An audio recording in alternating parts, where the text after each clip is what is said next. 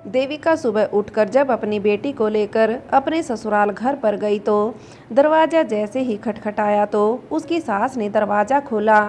देविका को देखकर उसके साथ गुस्से में हो गई। तब देविका अंदर जाती उससे पहले ही उसकी सास रास्ता रोककर बोली, अरे बेशरम हया उल्टा हमारे घर की इज्जत को माटी में मिलाकर अब आ रही है। उसकी आवाज़ सुनकर देविका के सभी ससुराल वाले वहां पर आ गए। तब देविका बोली, माँ जी आप यह क्या कह रही हैं? मैंने ऐसा कुछ नहीं किया है। तब देविका की सास बोली, अरे देखो तो सही सती सावित्री को उस रामधन के घर उसके साथ सारी रात रुक कर आई है। तुम्हें क्या लगा कि हमें कुछ पता नहीं चलेगा? बेशरम बेहया, तुझे शर्म ना आई जरा सी भी उसके साथ मुंह काला करते हुए, सारी रात उसके साथ रंगरलियां मनाते हुए, और अब यहाँ आई है मुंह उठाकर। चली जा उल्टा बच्चलन यहाँ से। यह सुनकर देविका बोली, नहीं माँ जी ऐसा मत कहिए, मैं कहाँ जाऊँगी अपनी इस मासूम बेटी को लेकर। माँ जी मैं भगवान की सौगंध और अपनी बेटी की सौगंध खाकर कहती हूँ, मैंने ऐसा कुछ नहीं किया जिससे मेरी इज्जत और इस खानदान की इज्जत पर कोई दाग लगे। मेरा दामन पवित्र है माँ जी, इस पर शक मत कीजिए और मेरी बेटी के खातिर मुझे इस घर में अंदर आने दीजिए। देविका अपने सास के आगे हाथ जोड़कर रोते हुए बोली। यह सुनकर देविका की सास बोली, तुझ जैसी बच्चलन के लिए इस घर में कोई जगह नहीं है। अरे अगर तेरी मनहूस परछाई भी हम पर पड़ेगी तो हमारा भी दामन मैला हो जाएगा। यह सुनकर देविका बोली, माँ जी ऐसा मत बोलिए माँ जी, वह तो तनीषा की तबीयत ज़्यादा खराब थी तो आप कोई भी मेरे साथ इसे लेकर शहर नहीं गया। तब मैं मजबूरी में रामधन काका के साथ इसे लेकर शहर गई और जब वापस लौटी तो काफ़ी दरवाज़ा खटखटाने पर भी आप लोगों ने दरवाज़ा नहीं खोला। तो फिर इतनी ठंड में मैं इतनी सी बच्ची को लेकर कहाँ रहती? मेरी बेटी की तबीयत पहले ही ठीक नहीं थी। माँ जी तो ऐसे में अगर रामधन काका के घर रुक गई तो क्या हुआ? यह सुनकर उसकी सास बोली, चुप कर बेशरम। तभी देविका का ससुर बोला, अरे हमने तो अच्छे खानदान की बेटी समझकर हमारे बेटे से इसका विवाह किया था। हमें क्या पता कि यह बच्चलन दोनों खानदानों की इज्जत माटी में मिला देगी। नाक काट कर रख दी सबके सामने हमारी इस बच्चलन ने। तब देविका का जेठ बोला, मैंने तो पहले ही कहा था ना आपसे कि यह बच्चलन है। आपको पता नहीं कैसे मेरे ऊपर डोरे डालती है। उनकी आवाज़ सुनकर आस पड़ोस के लोग इकट्ठा होने लगे। रामधन ने भी जब लड़ाई झगड़े की जब आवाज़ सुनी तो वह समझ गया सब घर वाले देविका से जरूर कुछ उल्टा सीधा कह रहे हैं। इसी बात का तो उसे डर था। तब रामधन वहां आया और देविका के ससुर के सामने हाथ जोड़कर बोला, भाई मैं भगवान की सौगंध खाकर कहता हूँ कि देविका बेटी बिल्कुल निर्दोष है। इस मासूम बेटी की तबीयत ज़्यादा खराब थी, तुम लोग इसे लेकर नहीं गए। जब मैंने इसकी मासूम बेटी को देखा तो मुझसे रहा नहीं गया। अरे वह तो समय रहते हम डॉक्टर के पास चले गए, वरना यह बेचारी अपनी बेटी को हमेशा के लिए खो देती। यह सुनकर देविका की सास बोली, अरे देखो हरिश्चंद्र आया है अपनी काली करतूतों पर पर्दा डालने। अरे हम क्या मर गए थे जो तू लेकर गया था? और लोगों का क्या तुम्हारी बात पर विश्वास हो जाएगा? फिर भी अगर तू इसे अस्पताल लेकर गया था तो फिर यह लौटकर हमारे घर क्यों नहीं आई? क्यों तुम्हारे साथ तुम्हारे घर में ही रात रुकी थी? यह सुनकर रामधन बोला, क्योंकि देविका द्वारा रात को काफ़ी दरवाज़ा खटखटाने पर भी तुम लोगों ने दरवाज़ा नहीं खोला तो मैंने ही इसे अपने घर में रुकने के लिए कहा था। अब इतनी रात गए इसे अपनी मासूम बेटी के साथ इतनी ठंड में तो घर के बाहर अकेला नहीं छोड़ सकता था ना। इसकी बेटी की तबीयत तो पहले ही ठीक नहीं थी, अगर उसे कुछ और हो जाता तो। यह सुनकर देविका का ससुर बोला, अरे रामधन तेरी घरवाली को मरे हुए कई साल हो गए, अब मर जात है कहीं ना कहीं तो अपना मुंह काला करेगा ही, इसलिए दूसरों की बहन बेटी पर इस तरह गंदी नज़र डालेगा ही। लेकिन हमें पता नहीं था कि तुम इतने गिरे हुए हो। हमें क्या पता कि तुम्हारा इस बचलन के साथ ही चक्कर चल रहा है। यह सुनकर रामधन को गुस्सा आ गया और वह बोला, जवान संभाल कर बात करो। अरे मैं कुछ कह नहीं रहा हूँ तो इसका मतलब यह नहीं कि तुम मेरी इज्जत पर कीचड़ उछालो। अरे गिरे हुए तो तुम लोग हो जो एक मासूम औरत पर इतने जुल्म करते हो, बात बात पर उसे सताते हो, यहाँ तक कि उसकी मासूम बेटी की भी कदर नहीं की। और जब उसकी बेटी जिंदगी और मौत के बीच लड़ रही थी तो तुम लोगों ने जरा से भी इंसानियत दया धर्म नहीं दिखाई कि उसे अस्पताल दिखा कर ले आओ। और जब उसकी बेटी जिंदगी और मौत के बीच लड़ रही थी तो तुम लोगों में जरा से भी इंसानियत दया धर्म नहीं थी कि उसे अस्पताल दिखा कर ले आओ। और जब मैं उसे देविका बेटी के साथ दिखा कर ले आया तो मुझ पर और देविका बेटी पर ही कीचड़ उछाल रहे हो। यह सुनकर देविका का जेठ बोला, तुम्हें क्या लगता है ऐसी सफाई देने से तुम्हारी गलती पर पर्दा पड़ जाएगा? सबको पता है कि तुमने इस बच्चलन के साथ सारी रात काला मुंह किया है। यह सुनकर रामधन को गुस्सा आ गया। वह कुछ कहता उससे पहले ही देविका रामधन के सामने हाथ जोड़कर बोली, काका आपकी वजह से ही मेरी बेटी की जान बची है। आप मेरे लिए भगवान हो। मैं जानती हूँ और भगवान जानता है कि आप और मैं निर्दोष हैं। लोगों का क्या है, लोगों ने तो माता सीता के चरित्र पर भी उंगली उठा दी थी। मैं नहीं चाहती थी कि आप इन लोगों के मुंह लगे, इसलिए भगवान के लिए आप यहाँ से चले जाइए। यह सुनकर रामधन काका बोला, लेकिन बेटी। तब देविका बोली, काका आपने मेरी बेटी की जान बचाई है। आपका यह एहसान तो मैं जिंदगी भर नहीं भूलूंगी। मैं नहीं चाहती कि देवता स्वरूप आप जैसे इंसान पर यह लोग कीचड़ उछालें। इसलिए भगवान के लिए आप अपनी इस बेटी के कहने पर यहाँ से चले जाइए। यह सुनकर रामधन वहाँ से अपने घर आ गया। गांव के लोगों ने जब यह बातें सुनी तो आपस में कानाफूसी करने लगे। कोई कह रहा था, अरे वही देविका की बेटी की तबीयत कुछ ज़्यादा ही खराब थी। तभी दूसरा बोला, वह बात तो ठीक है, लेकिन अब दिन में भी तो वह अपनी बेटी को शहर ले जा सकती थी। रात को ही ले जाने की क्या ज़रूरत थी? ऐसे तो हर कोई शक करेगा।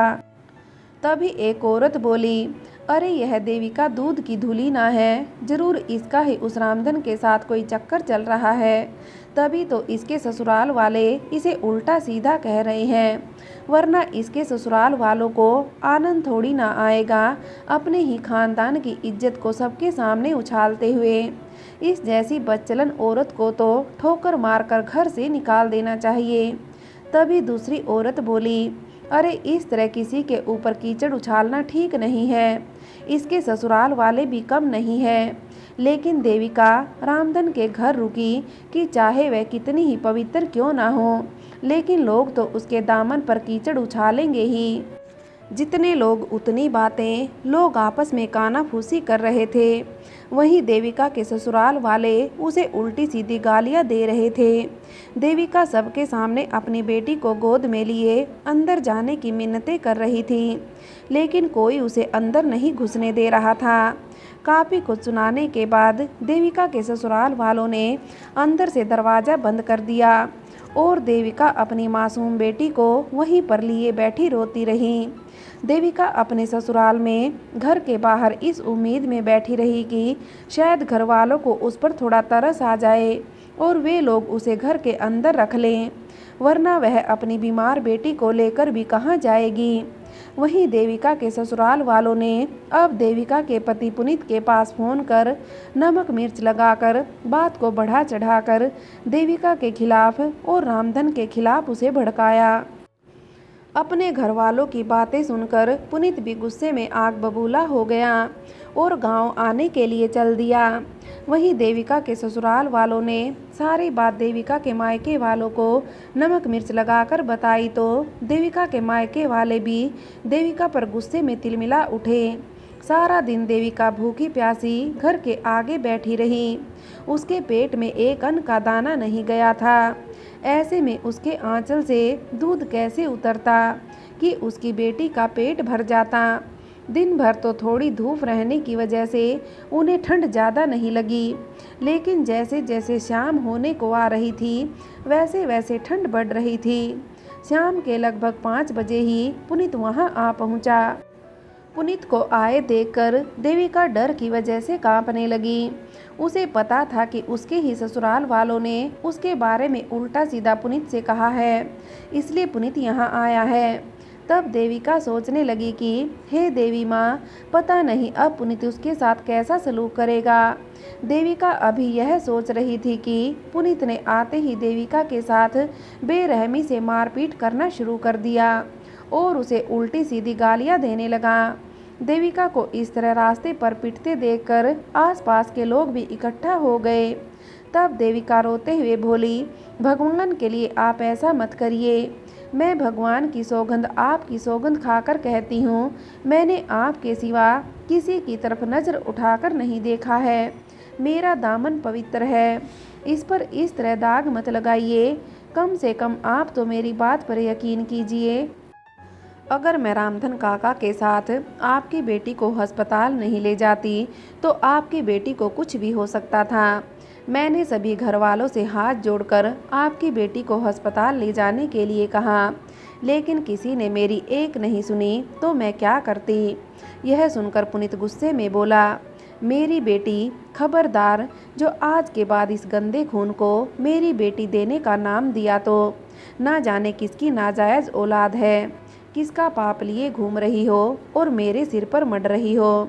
यह कहकर पुनीत ने एक जोरदार तमाचा देविका के गाल पर मारा, जिससे देविका के होठ में खून निकलने लगा। तभी देविका की सास वहां आई और भली बनते हुए बोली, बेटा अब क्या बताएं, इस बच्चलन ने तो सारे खानदान की इज्जत मिट्टी में मिला दी। अरे अगर इसकी बेटी बीमार थी तो हम क्या मर गए थे। इतनी गिरे गुजरे भी नहीं है कि इसकी बेटी को अस्पताल में दिखाकर ना लाते, लेकिन इस बच्चलन को तो बस अयासी करने का मौका चाहिए था। हमें तो पता भी नहीं था कि कब सबसे नजरें चुराकर यह घर से निकलकर चली गई उस रामधन के पास। अपनी सास की ऐसी बातें सुनकर देविका को काफ़ी गुस्सा आ रहा था, लेकिन वह कर भी तो क्या सोचकर वह चुप हो गई। वहीं रामधन अपने घर सब कुछ सुन रहा था। उसे देविका की बहुत ज़्यादा चिंता हो रही थी।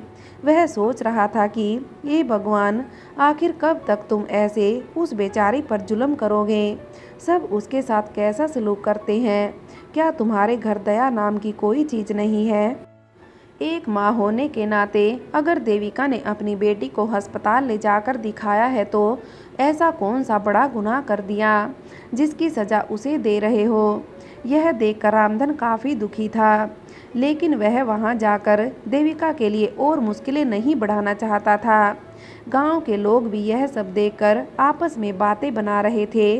फिर पुनीत के पिता वहां पर आए और बोले, अरे बेटा, इस बच्चलन से कुछ कहकर अपना दिमाग खराब करने के सिवाय और कुछ नहीं होगा। तुम चलो हमारे साथ में।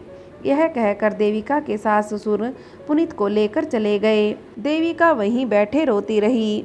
धीरे धीरे गांव के लोग भी अपने अपने घर चले गए। अंधेरा होने को आया था। ठंड काफ़ी बढ़ चुकी थी। देविका वहीं कंबल में अपनी बेटी को लपेटे बैठी रही। वह सोचने लगी कि हे भगवान, यह किस बात की सज़ा तुम मुझे दे रहे हो। मैं कहाँ जाऊँ, कोई नहीं है मेरा अपना जो मुझे सहारा देगा। मैं कहाँ जाऊँ, मेरे मायके में भी मेरा कोई अपना नहीं है, ना ही यहाँ पर मेरा कोई अपना है। यह सोचकर वह रोती रही। रामधन काका अपने घर से देविका की यह हालत देख रहे थे। एक बार उसका मन किया कि वह बेचारी देविका को ऐसी हालत में कैसे छोड़े, लेकिन पहले ही उसके घर रुकने की वजह से देविका और उसकी इज्जत पर काफ़ी आंच आ चुकी थी।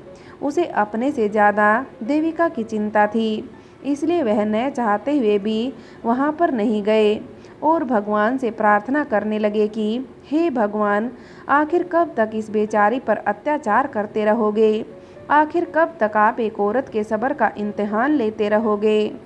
अब तो इस बेचारी पर रहम कर भगवान। लगभग रात के 9 बज चुके थे।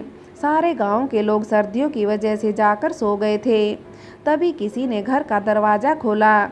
इस उम्मीद में देविका ने कि शायद उसे कोई घर के अंदर ले ले। देखा तभी देविका की सास उसके पास वहां पर आई और देविका से बोली, अरे ओ बच्चलन, अंदर आ जाओ, या बाहर बैठकर हमारे इज्जत का फालूदा बनाने पर क्यों तुली हुई है। यह सुनकर देविका अपनी बेटी के साथ अंदर चली गई। जैसे ही देविका अंदर पहुंची तो सभी लोग उसे हैरानी से देखने लगे। तभी पुनीत अपने कमरे में से निकल कर आया और देविका को देखकर गुस्से में बोला, यह बच्चलन क्यों आई है यहाँ पर? चल निकल अभी इसी वक्त इस घर से। तब पुनीत की माँ नाटक करते हुए बोली, अरे बेटा, माना कि यह गलत है, लेकिन इसकी बेटी के साथ इसे हम घर से बाहर तो नहीं छोड़ सकते ना। आज तो इसके इस आशिक ने इसे घर में जगह भी नहीं दी। अगर ऐसे में घर के बाहर इसके साथ कोई ऊंच नीच हो गई तो लोग तो हम पर ही उंगली उठाएंगे, और इसकी बेटी को कुछ हो गया तो भी लोग हम पर ही उंगली उठाएंगे। ऐसे में हमें इसे घर के अंदर लेना पड़ा। देविका जानती थी कि उसकी सास उसके पति के सामने अच्छा बनने का नाटक कर रही है। अपनी माँ की बात सुनकर पुनीत बोला, लेकिन माँ। तब पुनीत के पिता बोले, बेटा तुम्हारी माँ बिल्कुल सही कह रही है। अरे इस मनहूस को बाहर भी तो नहीं छोड़ सकते। यह सुनकर पुनीत गुस्से में बोला, तुम्हें जो ठीक लगे वह करो, लेकिन सिर्फ आज की रात, उसके बाद इस घर में इस मनहूस की सूरत भी नहीं दिखनी चाहिए। यह कहकर वह गुस्से में वहाँ से चला गया। तभी देविका की सास सुबह का बासी खाना एक थाली में लाते हुए बोली, ले मनहूस खा ले। उन लोगों का बर्ताव देखकर देविका का मन तो नहीं हो रहा था कि कुछ खा ले, लेकिन अपनी बेटी के लिए उसने उस बासी खाने को खाया। खाना खाने के बाद देविका अपने कमरे की तरफ सोने के लिए जाने लगी। तब देविका की सास बोली, अरे मनहूस कहाँ जा रही है? वहाँ तो मेरा बेटा सोएगा, और मेरा बेटा तेरी सूरत तक नहीं देखना चाहता। मैं खुद नहीं चाहती कि तुझ जैसी बच्चलन की परछाई भी अब मेरे बेटे पर पड़े। चल मेरे साथ। यह कहकर देविका की सास उसे घर के पीछे बने एक स्टोर रूम में लेकर गई और बोली, सो जा इसमें। यह सुनकर देविका बिना कुछ कहे ही अपनी बेटी के साथ उस स्टोर रूम में, जहां पर कुछ पुरानी रजाई गद्दे पड़े थे जिन्हें ज़मीन पर बिछाकर वह स्टोर रूम का दरवाज़ा अच्छे से बंद कर अपनी बेटी के साथ वहीं पर सो गई। फ्रेंड्स, आगे की कहानी के लिए कहानी का अगला भाग देखें।